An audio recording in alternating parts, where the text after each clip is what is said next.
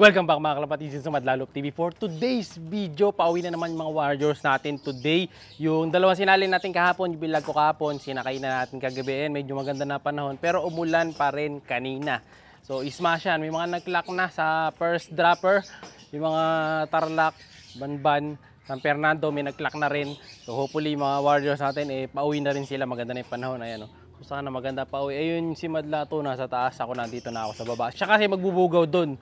So, bubugawin niya doon. So, ito yung sinalihan natin kagabi. Ayan, para makita nyo yung in-entryhan natin. 250 pala entry. Bawat isang ibon, 250 ang entry. So, gumastos tayo ng 500 pesos sa entry. So, kita nyo yung premiuhan. Ang laki niyan, di ba? Maganda-ganda. So, sana makachamba tayo. Pero halos yung pan-race na yan, halos pandulo na yan. Eh. Kasi nakaraan, dulo, bigan. Yan, nausad na naman. So, pausad ng pausad yan. Kada loading ngayon, halos puro pan-race yan. Kaya pagka na-chambahan mo talaga, maganda ang kalalabasan. Ayan. Tapos congrats nga pala dun sa mga nanalo dun sa pa-ending natin kagabi. Natapos ending natin kagabi. Ayan.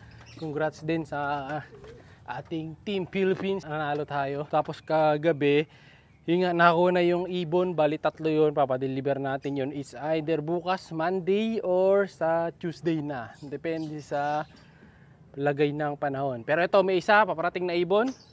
Boy. Pero hindi sa atin yan. Ayan o. Ay, puti. Puti mga kalapatid. Yung umiikot. Yung mga warriors kaya natin. Nasaan na? Sana maganda uwian nila mga kalapatid. May mga ibang club din kasi ngayon. Pati ibang club natin na saan tayong membro. Toss din nila ngayon. Ito, ang daling makita ngayon dito. Pag may lumusot na isa-isang ibon. Kaso, mainit. Mag-iinit yung cellphone natin. Hindi tayo tatagal. Saka yung cellphone natin. Mahirapan. Kaya bababa muna ako para mag-abang-abang. Para ma-i-vlog natin pagdating ng mga warriors natin. Good luck! Siya si Idol Madla, nakakahanga. May mga hawak, gandang linyada. Ika'y inspirasyon kung bakit hanggang ngayon ako'y palaging kumakarera. Ito na daw, may ibon na tayo mga kalapatid. Sana buwaba agad dito. Sana? Landing na boy! Ay, umakit pa, lumanding sa taas. Tulak mo boy. Tay, back up. Ayun na, ayun na. Ay, landing board. Bilis. Pasok, pasok, pasok. Pasok. Yo, pasok. Oh, natin ito. Tay. May cellphone ko.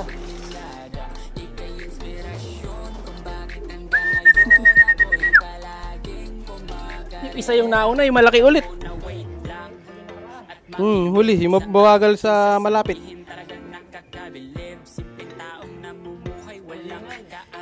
Ngal-ngal. Tayo matanggal ng sticker.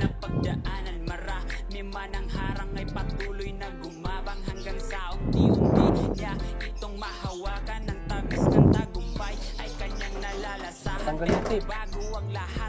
Salamat nga pala sa naibahagi mo na kakahalaga sa aking kapapanood. Marami akong natutunan bukod sa high blood si Warden, estilong pangmalakasan kasama na mga mga daily maintenance pati na morning routines. Ang galing-galing mo idol, wala na akong masabi lalo na sa pagpi-free flight ng mga kalapate. 1109. Ayun, 1109 speed natin. Itong ibon natin mga kalapatid, si Boy Ngal-Ngal. Ayun, ito yung nakaraan. Ito yung mabagal nung nakaraang pawian natin. Pero ngayon, siya inauna. Ayun o, ngal-ngalin talaga to kasi nga ito yung tamad Romonda. Ito yung green Romonda yan. Pag pinaronda, bumabalik agad sa loob. Matamad, mabigat yung katawan yan. Pero at least, clock siya sa first lap. First lap ng bagong pan-race, tapos second lap na pan-race, pasok din. So, bali, yung natagalan lang ako sa clocking dahil, anong tawag dito? Ay, matagal na sticker, di ko matanggal. Tapos tumupi pa, dumikit. Buti na lang natanggal ko rin. So, isa pa ang ibon. Hindi ko nakakita yun eh. Pumasok kasi, kumuha tayo ng salamin eh. Tingnan ko lang yung trapdoor kung nakasara. Nakabukas na, okay na. Natatanggal naman pala ng kuko yung yung sticker. Kaya naman ng kuko. Kuko lang ginamit natin, medyo mahaba kuko natin ngayon.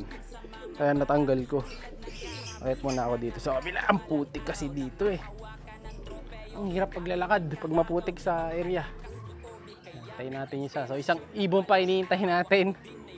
Maganda pinakita. So i-forecast natin. Ayun din pala. Hindi ko napakita kanina. May kasabay boy. Wala daw kasabay. Solo flight. Saan galing? Kaliwa. Galing siya ng kaliwa. Iba way na ito. Yung isa kaya, nasa na? Ito na, second bird mga kalapatids. Yeah, baba tayo. Saan? Ang kulungan. Andito na pala, maputik eh. Sabihin pag nandiyan ah.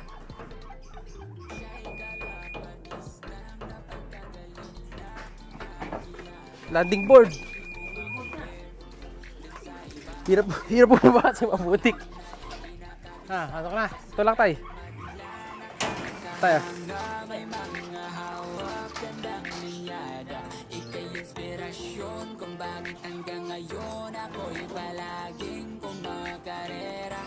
Come here, boy.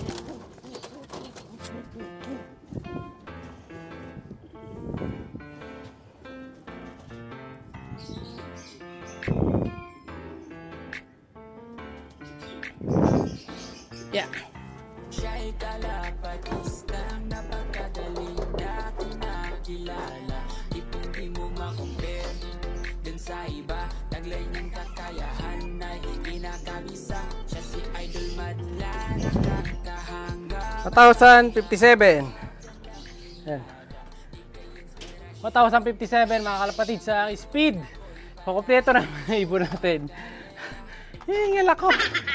Dahil nga maputik ang hirap pag balik-balik. Pero at least, kumpleto na mga ibon natin. 2 out of 2. Nasa 1,000 speed nila pareho. Ito hindi ganong hingal oh. Ayan, kung titingnan mo siya, ito hindi ganong hingal. Pero ito hindi na rin hingal oh. Kanina lang siguro dahil nga nagbandali lang din siya. Pero yung mata talaga niya, nanlilisik talaga mata oh. Ito yung mata. So yung mata niya, para siya nag-aapoy ang tsura ng mata oh. Di ba? Ganda ng mata niya. Sabi nila, pag daw ganyan, pang long distance eh, pero depende rin siguro talaga. Kasi di naman ganyan ang mata si Tacloban natin eh. Si Solo Tacloban, hindi naman ganyan ang mata niya. So yung mata niya, normal lang na mata, parang ganito lang. Kaso nga, pearl eye. Kaso pearl eye, yan mga kalapatid. Medyo ngakakpa ng konti ito. Pero kayang-kaya naman nila. Makauwi pa sila sa Pusurubio nga pala to. Nasa 2 hours lipad.